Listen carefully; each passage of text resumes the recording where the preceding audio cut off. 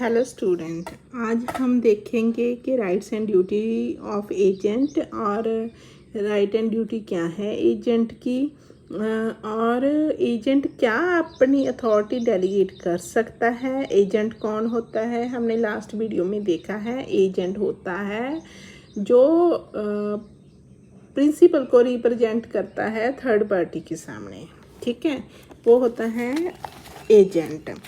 तो इनकी right and duty कहाँ मेंशन है, राइट्स एंड ड्यूटीज़ हैं इसकी मेंशन सेक्शन 217 से 225 ऑफ इंडियन कॉन्ट्रैक्ट एक्ट 1872 में ये मेंशन है। और सेक्शन राइट्स कहाँ मेंशन है 217 से 225 तक, और ड्यूटीज़ कहाँ मेंशन है सेक्शन 190 से लेके 238 के बीच में इसकी ड्यूटीज मेंशन है। राइट क्या है एजेंट के, right to retain amount of sums, right है उसका कि वो अमाउंट को रिटेन करके रख सकता है अपने पास। The agent may retain out of any sum received on account of principal in the business of agency all money in due in respect of the following. कौन से पैसे हैं जो रिटेन करके रख सकता है, advance made by him in conducting business, जो एडवांस दिया है उसने बिजनेस को कंडक्ट करने के लिए। एक्सपेंसेस प्रॉपर्ली इनकर्ड, जो उसने एक्सपेंसेस किए हैं अपने पास से उसको बिजनेस को रन करने के लिए प्रिंसिपल के बिहाफ पे। और अपनी रेमुनेशन, अपनी salary, his remuneration as an agent, ठीक है, ये है कि वो अपने पास उतनी अमाउंट रिटेन कर सकता है। राइट टू रिसीव रेमुनरेशन वही है कि सेक्शन 219 में बताया गया हुआ है। अगर वो प्रिंसिपल के बिहाफ पे काम कर रहा है, जैसे हमने कल भी पढ़ा था कि अगर वो एक बेसिकली एम्प्लॉय, प्रिंसिपल ने उसको एम्प्लॉय किया होता है तो उसका बेसिकली एम्प्लॉय ही होता है प्रिंसिपल का, तो वो रेमुनरेशन रिसीव करेगा उस जो पर्टिकुलर वो अपना काम कर रहा है, ठीक है, उसका राइट होता है। राइट टू लियन, लियन किस पे लगाएगा वो, section 221 says that an agent entitle to retain goods, मतलब goods, paper, other property whether movable immovable of the principal received by him until the amount due to himself. वो goods को retain कर सकता है जब तक, कब तक, जब तक उसको कमीशन नहीं मिलेगी, डिसबर्समेंट नहीं होगी किसी चीज़ का, मतलब उसने जो भी खर्चे वगैरह किए हैं उसको डिसबर्स नहीं किए जाएंगे, service in respect of the same, ठीक है, तब वो गुड्स को लियन करके रख सकता है। Right to indemnity, indemnity means उसका वो मुआवजा वगैरह ले सकता है। Section 222 says that the agent has a right to indemnify against the consequences of lawful act done by him in exercise of authority confirm upon him. वही है कि अगर उसको कुछ भी लॉफुल एक्ट करने के लिए जो भी उसने किया है, जो भी एक्ट किया है, उसकी जो इंडेमनिटी होगी उसका राइट है एजेंट के पास। Right of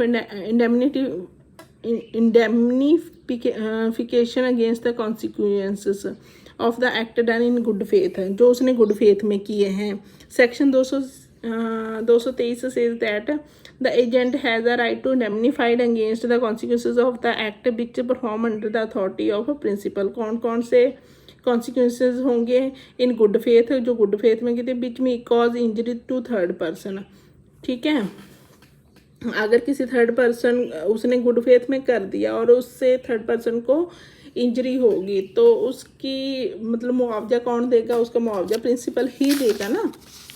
right to compensation for injury caused by principal neglect, ऐसी इंजरी होगी जो प्रिंसिपल ने की नेग्लिजेंसी से हुई है तो एजेंट है उससे कंपनसेट लेगा, ठीक है, वही है। क्योंकि इसमें क्या है, हमने देखा था कि एजेंट किसी भी एक्ट के लिए खुद लायबल नहीं है, क्योंकि वो प्रिंसिपल को रिप्रेजेंट कर रहा है तो प्रिंसिपल ही उसको कंपनसेट करेगा। Right of stoppage of goods in transit, उसके पास राइट है एजेंट के पास कि गुड्स को रास्ते में रोकने का। इसमें क्या बताया गया हुआ है, where agent buy goods for principal by his money security there agent sell have the rust of such goods in transience. जैसे वो अपने पैसे से प्रिंसिपल के बिहाफ पे कुछ सामान वगैरह खरीदता है तो उनको रास्ते में रुकवाने का एजेंट के पास राइट होता है। अब ड्यूटी क्या है, ड्यूटी है एजेंट की to do work according to the direction given to the principal. वैसे भी वो इम्प्लाई उसने किया हुआ है प्रिंसिपल ने, तो उसकी ये ड्यूटी बनती है कि जैसे प्रिंसिपल उसको डायरेक्शंस देगा उसके अकॉर्डिंग ही एजेंट ने वर्क करना है, कोई भी एक्ट करना है। ये बताया गया हुआ है सेक्शन 211 में। To act with the reasonable care skill and diligence. जो भी एक्ट करना है, जैसे कोई सामान है, जैसे कांच का सामान है, जो भी है क्योंकि उनको केयर की ज़रूरत होती है। ऐसे नहीं है कि ऐसे फेंक दिए वो तो टूट जाएगा। ऐसा नहीं है कि एजेंट तो बोलेगा मैं तो जी लाइबिलिटी नहीं हूँ, मेरी तो कोई रिस्पॉन्सिबिलिटी नहीं है इनकी रिगार्डिंग। तो इसीलिए इसमें है कि रीजनेबल केयर स्किल और डिलीजेंस जो भी है वो एजेंट करेगा। ये बताया गया है सेक्शन 212 में। टू रेंडर प्रॉपर अकाउंट्स, ये भी उसकी ड्यूटी है कि जैसे जो भी मटेरियल आया, जो भी बेचा, जो भी एक्सपेंस हुए, जो सारा ये प्रॉपर अकाउंट बनाने की ड्यूटी है किसकी है, एजेंट की है। टू कम्युनिकेट विद प्रिंसिपल, वही है सेक्शन 214 में बताया गया है कि कोई भी चीज़ हो, कुछ भी हो, क्योंकि वो इम्प्लाई किसने किया है, प्रिंसिपल ने एजेंट को किया है, तो एजेंट की रिस्पॉन्सिबिलिटी भी है कि उसके साथ प्रॉपर हर एक चीज़ की कम्युनिकेट करे प्रिंसिपल को, हर एक चीज़ बताए उसको। Not to deal on his own account. Section 215 क्या कहता है, ये ड्यूटी है एजेंट की कि वो एजेंट है must not take any profit from the subject matter of agency without the consent of knowledge principal. उसकी नॉलेज के बिना उसमें से कोई भी प्रॉफिट ना कमाए, ये उसकी ड्यूटी है एजेंट की।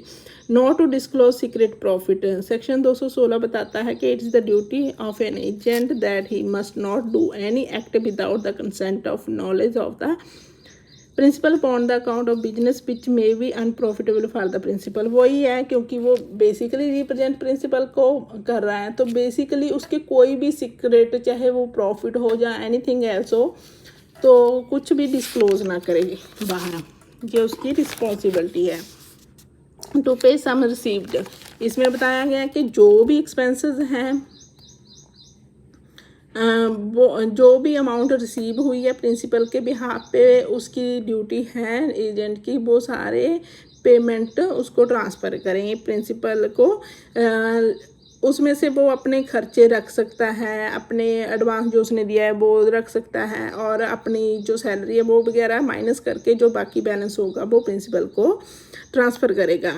Duty on death of duty on death और अनसाउंडनेस ऑफ द प्रिंसिपल, अगर प्रिंसिपल की डेथ हो जाती है उस सिचुएशन में क्या होगा, when an agency is terminated by the principal becoming of unsound mind और बाय डाइंग, जब तो एजेंसी खत्म होएगी, the agent is bound under section 209 to take on behalf of the representative of his late principal और reasonable step for the protection and preservation of the interested to him.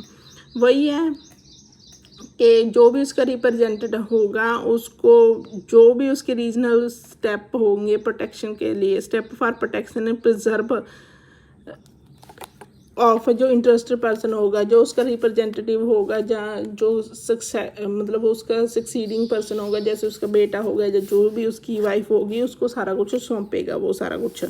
ये उसकी duty बनती है एजेंट की। Duty to appointment of सब agent, when the agent without any authority appoint a sub agent, the agent shall be liable for the act of sub agent towards the principal and third person। वही है, अगर वो बिना authorisation के सब agent appoint कर लेता है तो उसके लिए एजेंट खुद लाइबल होगा। उसके जो भी काम करेगा ना सब एजेंट, उसके वो थर्ड पर्सन के लिए भी खुद लाइबल होगा और प्रिंसिपल के लिए भी खुद लाइबल होगा, क्योंकि उसने विदाउट ऑथोराइजेशन उसको अपॉइंट किया है। अब क्या एजेंट अपनी अथॉरिटी डेलीगेट कर सकता है? It is important question whether an agent can delegate his authority. Section 190 of the act says that generally an agent cannot delegate his authority. The act for which the agent has promised that it is performed by himself, he cannot appoint any other person for such act. ठीक है, ये कहता है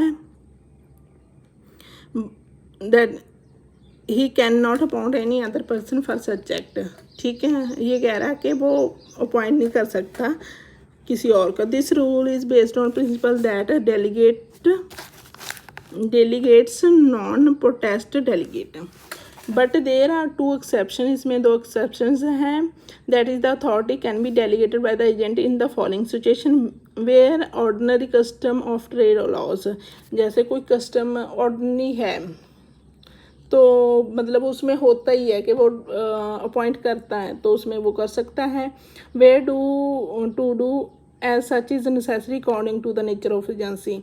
मतलब जब agency के nature पे ही होगा क्योंकि ये नेसेसिटी है कि सब एजेंट करना है, जहाँ उसने किसी को अथॉरिटी डेलीगेट करनी ही पड़ेगी, तब एजेंट है वो अपनी अथॉरिटी डेलीगेट कर सकता है.